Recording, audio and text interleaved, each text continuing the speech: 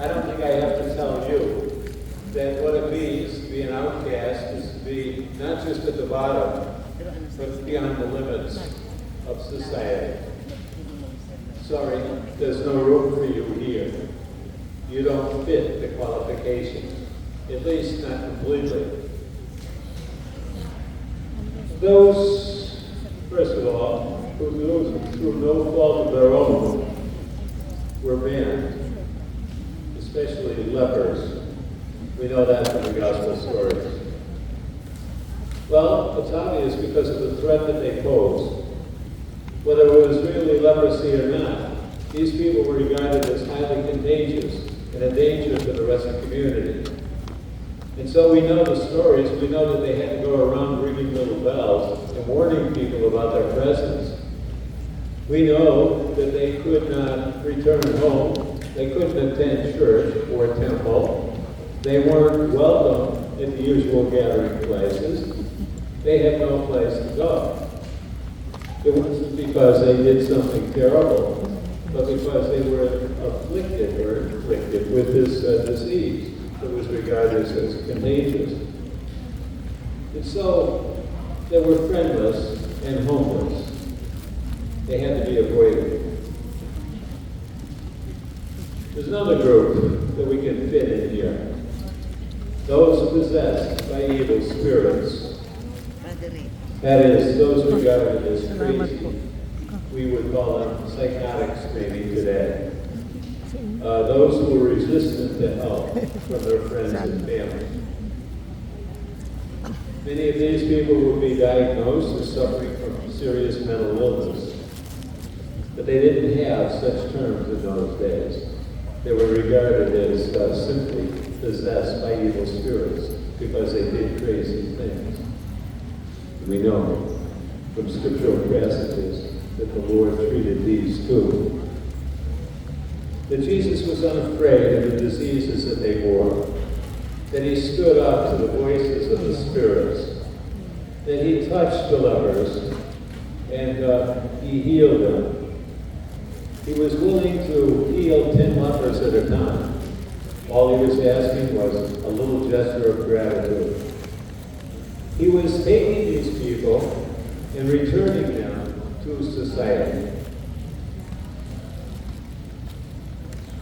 But then, in addition to the lepers and the people possessed by spirits, there were the people who chose a different tier in society.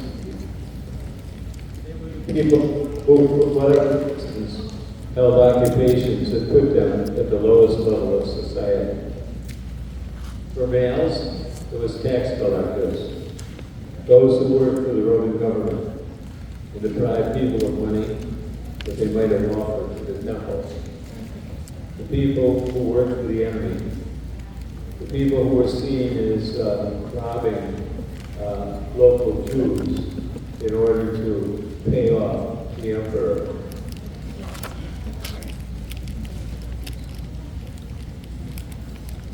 Then there were the prostitutes, females, who were shameless and selling themselves for money. And so you've got Jesus many times mentioning the prostitutes and the tax collectors. But Jesus is also recorded as contrasting these with the self-righteous, the smug, and the self-satisfied.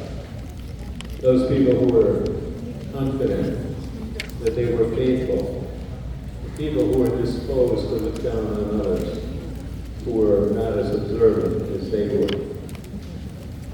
In other words, the people who made it out that there were two classes in society.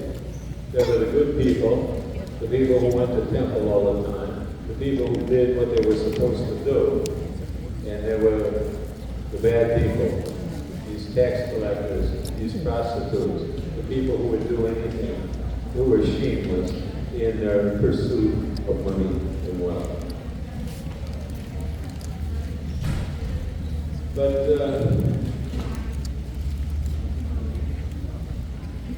I think that we have to recognize the fact that Jesus was telling us, and he was telling all of us, that prostitutes and tax collectors were never happy with themselves.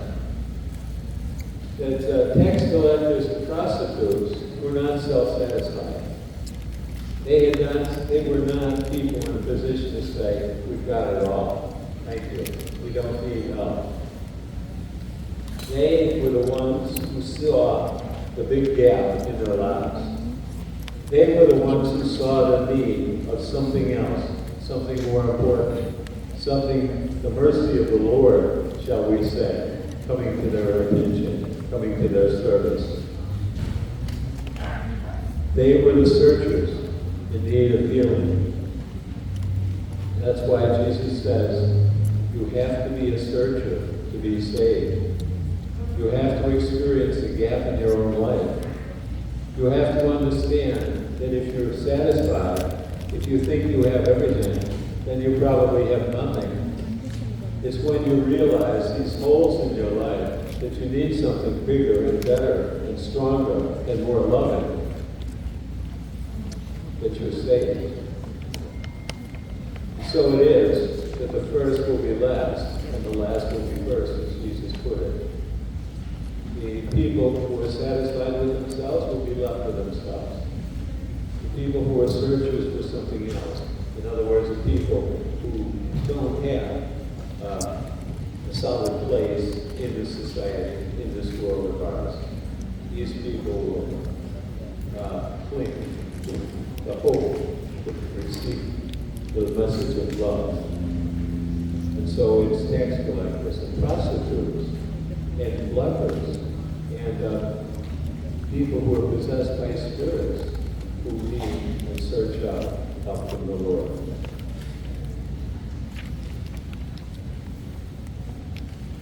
Actually, and I mentioned this the other day in a homily in the parish, actually, when we look at people in these categories, the tax collectors and prostitutes, in fact, that was mentioned in the gospel just a couple days ago. But when we look at them, we see that Jesus' closest followers fit in both of those categories. Not all of them. But there was one, and possibly two women, who were among the closest followers of Jesus, who had, shall we say, left that Christian profession and ceased to become prostitutes and followed him. And then there was Levi, Matthew, the tax collector. And so these people, the outcasts and the marginalized, you might say, were represented even in the inner circles of Jesus' group.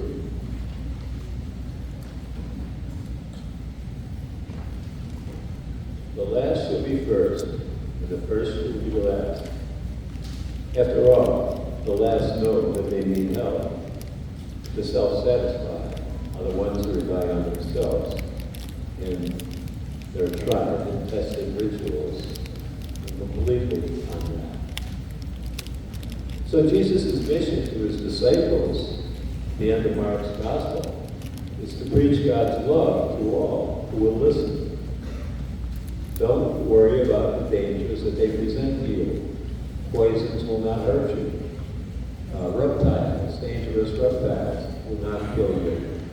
Don't worry about these spirits, the evil spirits that you're to cast out. Concentrate, focus on this mission of love that you're supposed to present. You will be protected. These are Jesus' words to his disciples at the end of Mark's gospel. All right, well and good for Jesus' time. Let's turn to our own time now. And let's ask who are the outcasts and the marginalized in our island. How might this be applied in our day? Well, first of all, outcasts, marginalized, we have about 1,000 of them roaming around the island. In case you haven't read, you probably had contact with these yourself. They're called the homeless. The homeless is not decreased, but it's actually going on since the last point in time count that we had. When we were doing a video on homelessness a couple of years ago, I think it was about 3 years ago, maybe 2020, we found that there were 820 people who were represented as homeless without any permanent shelter. Now it's, I'm told, it's over 1,000.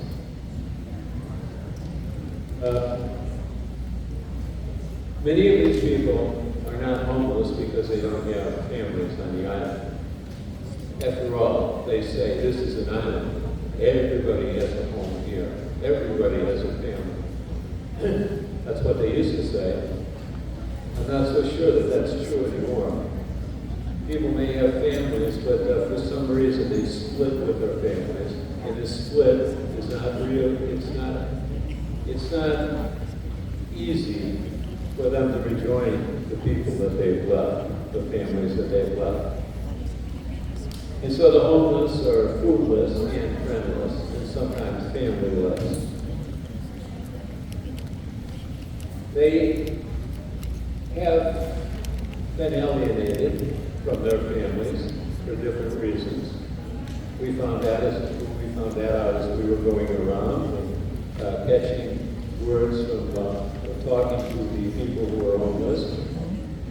We found out that some of the people had families, but they alienated them. This all began, at least according to the council we're hearing, in the late 1970s. Much of it happened because of the drug epidemics in here, heroin, after the Vietnam War, and actually during the Vietnam War. One story we heard all the time was that people got hooked on heroin, began stealing from their families. The families had them live on the outskirts of their land, or maybe in their non-schools. And even that became impossible after a while because of the conflicts, the ongoing conflicts between the people and their families. And so they had to be sent out to make their own living, that they would not be taken off them, but they were not.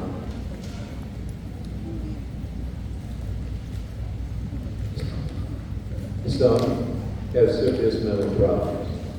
And I suppose you could say that their homelessness is because of the serious mental problems. We don't call it, these days, we don't call this thing possession, but we call it psychosis or some such.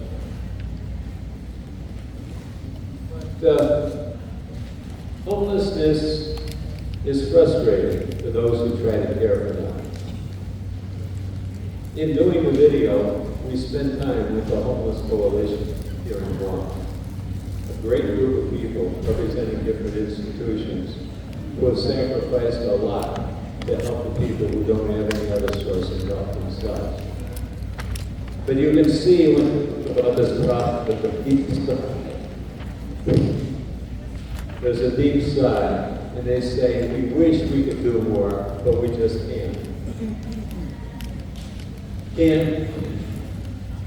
Maybe because of some of the problems that the homeless people inflict on those who try to help them. So, for instance, I mentioned this at the clergy conference the other day. Dad and all used to have dinner every evening. It used to be sponsored by different groups, different organizations. Dinner for sometimes 80 or 90 people.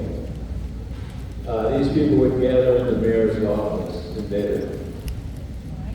But the mayor herself mentioned that she had to discontinue this because of the protests from people in the village. Because the persons who were gathering there were staying and spending the night, and sometimes encroaching on other people's property. And so the charge of people was that they were trespassing these homeless people on their property. In other words, good attempts are repaid by results like this. I experienced the same sort of, let me say this first. same thing that happened at the academy, where 25 or 30 people were sleeping in the garage. And one of the Mercy sisters was kind enough to offer them breakfast and coffee every morning. But it became a problem there because they began to, disrupt other activities and possibly even the traffic that was coming in to bring kids there in the morning, kids at the academy. And so it's not as if you can do good things for people and there won't be any, it'll all go well. This sometimes doesn't happen. I know myself and my own dealings with them, which has been constant, that there's a knock on the door and I'll go out. What do you need? Food. Okay, I'll get you some.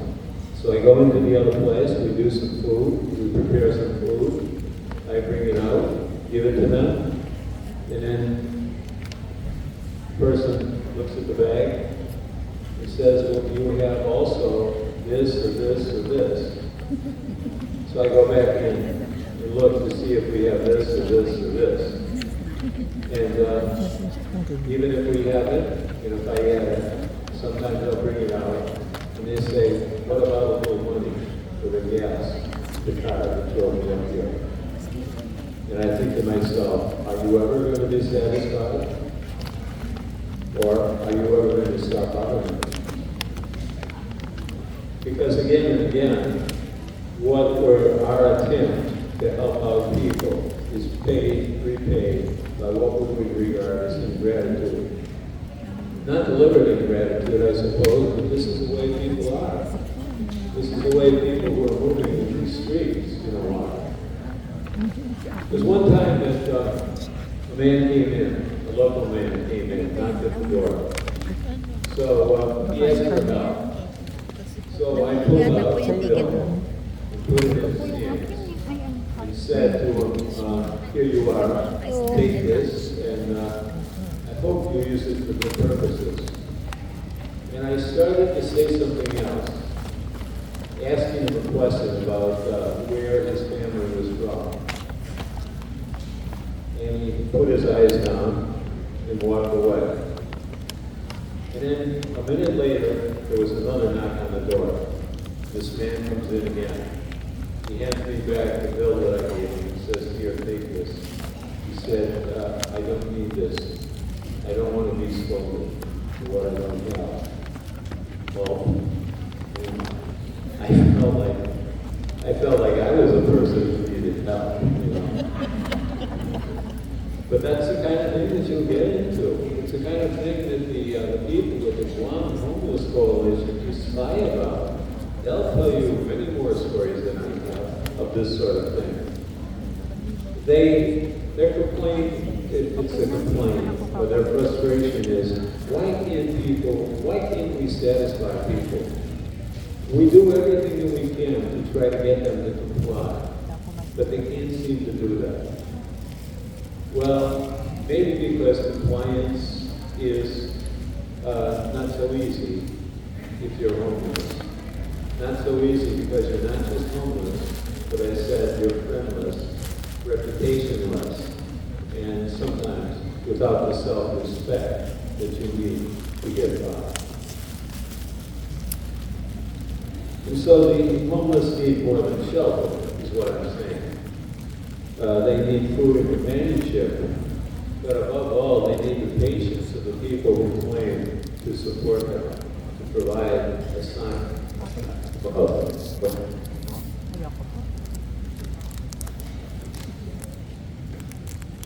Just one more story on the homeless. There's one fellow particularly who comes and knocks incessantly on my door. And I can always tell it's rapping because it's loud and it's non-stop.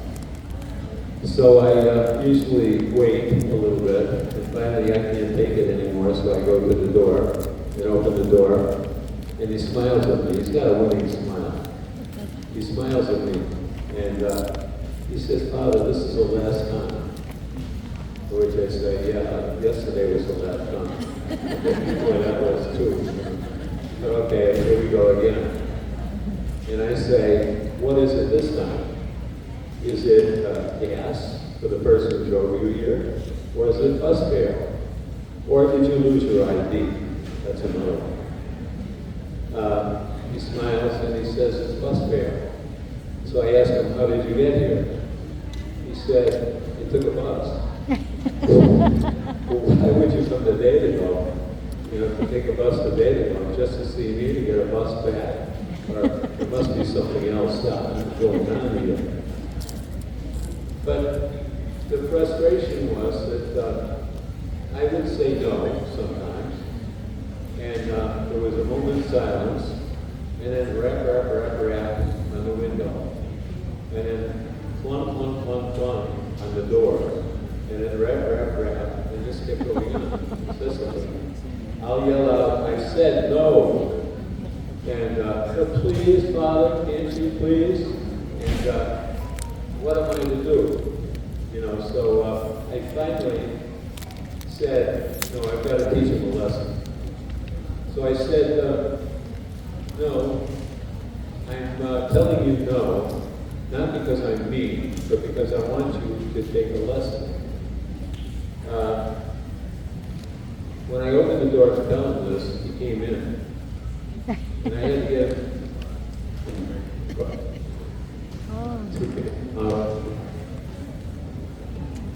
that's an extreme. That doesn't happen all the time, but it did happen. And it takes the life out of you, I think. But we have to remember that if it requires patience on our part, then patience is what we have to do. If at the end of the day we don't have the patience, and we have to ourselves say, Lord, you've tested us, and sorry, we haven't passed the test, but maybe tomorrow's going to be better. In other words, we find ourselves in the same position that these homeless people are in. We find ourselves not scoring high when it comes to a manifestation of the love that we're supposed to show as disciples of Christ. All right, that's the homeless. Now on to another category. The different ethnic groups. The people who sometimes are seen as not belonging in the first place. Migrants. I've got a bit to say about migrants because, as you know, I've been working with some of them on the island for a while.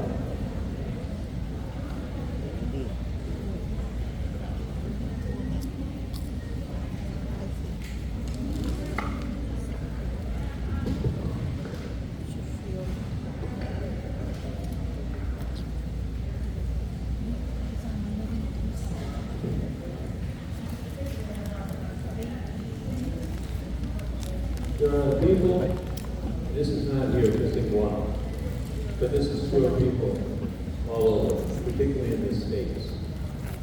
There are people who claim that they belong, that this is their place. That's true perhaps here, but it's even more true in the place that I came from, New York State if you want.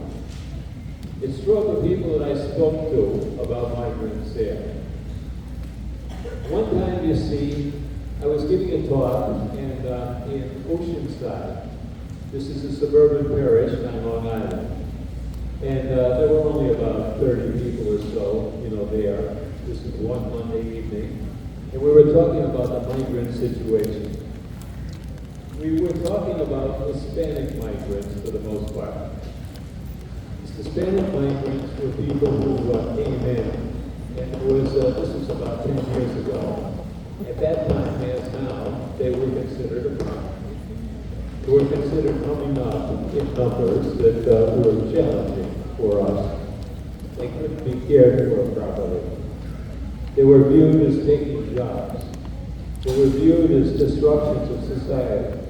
People who were required aid and special benefits, SNAP benefits, I suppose, and Medicaid and things like that. I asked them, Please raise your hands, all the migrants here. And nobody raised their hand. You know, we all come from somewhere. And what we have to do is understand that the first law of love is to open even the Old Testament Jews realize this. The Greeks themselves had their own own hospitality to make room for other people regardless of what they speak and the strange customs that they have. Now,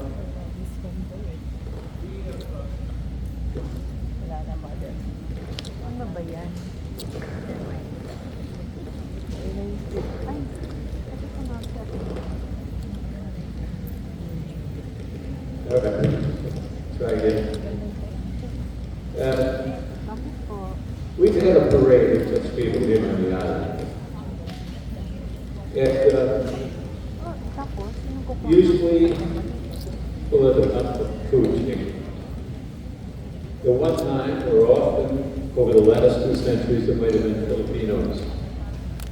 And then, in the 1960s, I remember when I first came here, Filipinos were coming up here at that time. For a while, in the 1970s, Guam was a temporary home of thousands of Vietnamese who had been evacuated at the end of the Vietnam War. Papatulong na lang ako kayo. But let's not forget Koreans, because Koreans after the Korean War were also Para stationed makabisit ka sa here. church. For a year or so, there was also Russians even. We remember that. That wasn't so long ago. Hindi tayo makikita sa labas. Today, of course, it's Micronesians, especially Chugis, since they're by far the largest group of migrants from the FSM. This is a parade. This is a long list of people who come in. Sometimes not in quite the numbers that we're experiencing now, but always people who are the late arrivals. I've written about this and I've said that Hawaii has a special problem with this. Actually, I think Guam has done rather well compared to Hawaii.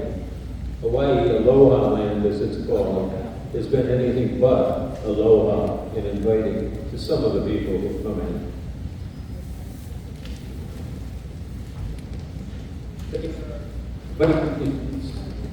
Migrants, not just Micronesians, but Spanish migrants in the States, are much publicized these days.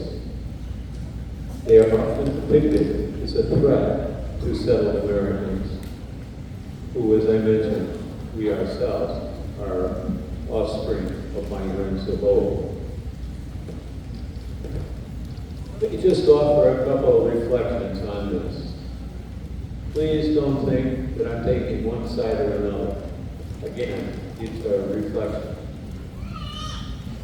There was a man from who left his wife and his left family, to settle in Guam. He received Gura housing and food stamps, and he still does. He's been taken care of rather well, but he still asks for help consistently. To some extent, I can help him, and Father Mike and others there can help him. To some extent, it becomes another problem. You have to do this right away. I can't do it right away. I've got other commitments. Do I have the patience to provide support? So again, the patience question comes up.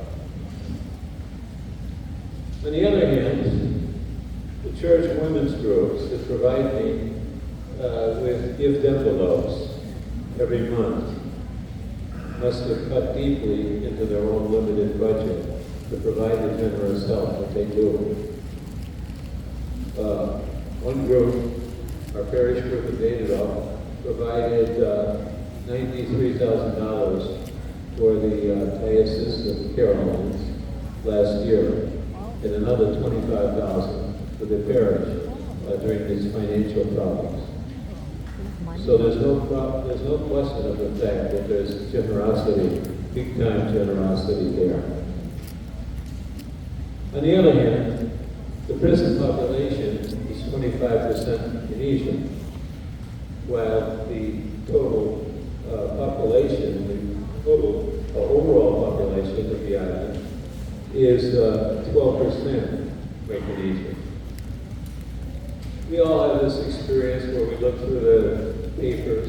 I look through the Guam Post anxiously every morning to see if there's any names that I recognize in there, hoping that I don't, particularly on pages 3 and 4, the story of this is going on, and this guy beat up his wife, or this guy threatened cars, and so forth. So that thing happens. There's no doubt about it that there's a disproportionate number of people who are being arrested on complaints. But, on the other hand, there's a family that I know, I've seen a few times, they keep coming back to me asking for prayers. They're asking for prayers because their son, the son of this woman, was killed last year. He was killed by a policeman. He was shot because he was thought to possess a dangerous weapon. Well, the slingshot was a dangerous weapon that he had. He was shot in the head by a shot that was fired through the windshield of his car. The women first came to me, the ambulance came to me. They were asking, is it possible to get back in the car? Is it possible for them to see the policeman who did this? Not to take revenge, but just to do the traditional ceremony of what Muslim was, the reconciliation that's supposed to be done. Could they see the body of their son in the morgue? They were torn down on all 3 counts. And it was just a few weeks ago that they came by. I asked how they were doing, and they said, well, they at least saw the body of their son before he was buried, but they never got the car back, and they never got a chance to reconcile with the police officer who did it. Again, the question is not who is right, who is wrong in this thing. The question is reconciliation. The question is, what do you have to do to make things right, to create a better society, better feelings, fair feelings to people. There's growing numbers of Micronesians who are homeless. This is true. There are over 300 now on the streets. Although not as many as there are local people. Perhaps they're not prepared to find and keep jobs to support themselves. It might be better if they simply went back home, where they could be tended to by the family. And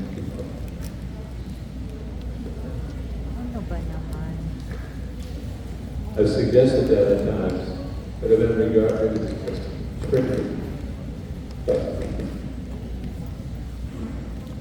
Again, this is not to solve these questions here. It's just to help us understand the problems that we face. But many of the people in the church communities are more than just churchgoers. The people in our community in Danville are active in their outreach. The outreach that they provide to persons with special needs. The women groups visit the hospitals regularly, as well as in prison, at least before the COVID time started. They provided a good example of ministry that compares favorably with other groups. I think that there's a great deal that Micronesians can learn from other parishioners, and a great deal that they can teach as well. I wish that there were more opportunities for sharing effective ways of handling our ministry.